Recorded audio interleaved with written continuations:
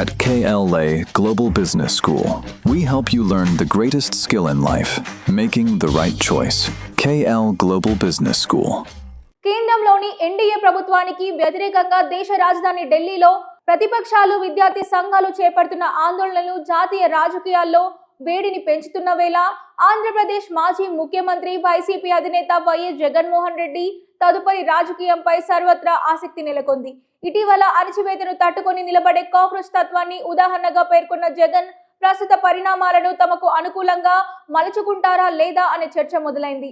ఒకవేళ ఆయన కాంగ్రెస్ నేతృత్వంలోని ఇండియా కూటమి వైపు మొగ్గు చూపితే రాష్ట్రంలో కోల్పోయిన సెక్యులర్ యువ ఓటు బ్యాంకును తిరిగి సొంతం చేసుకోవడంతో పాటు ఎన్డీఏ కూటమిపై మరింత సీరియస్ గా పోరాడే అవకాశం లభిస్తుంది. అయితే కేంద్ర ప్రభుత్వంతో బహిరంగ ఘర్షణకు దిగడం వల్ల ఎదురయ్యే చట్టపరమైన సవాళ్లు, విచారణ సంస్థల ఒత్తిళ్లు ఆయనకు వెనక్కి తగ్గేలా చేస్తున్నాయనే విశ్లేషణలు ఉన్నాయి.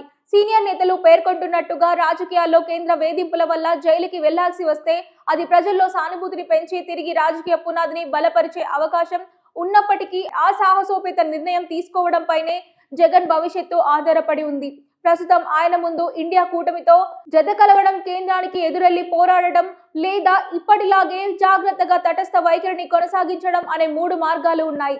కేవలం ప్రకటనలకే పరిమితం కాకుండా ఢిల్లీ స్థాయిలో విపక్షాల పోరాటానికి ప్రత్యక్షంగా మద్దతు పలికితేనే ఆయన ప్రతిపక్ష నేతగా తన ప్రభావాన్ని నిలబెట్టుకోగలరని, రాబోయే రోజుల్లో ఆయన తీసుకోబోయే నిర్ణయాలే దీనికి సమాధానం చెప్తాయని రాజకీయ వర్గాలు భావిస్తున్నాయి.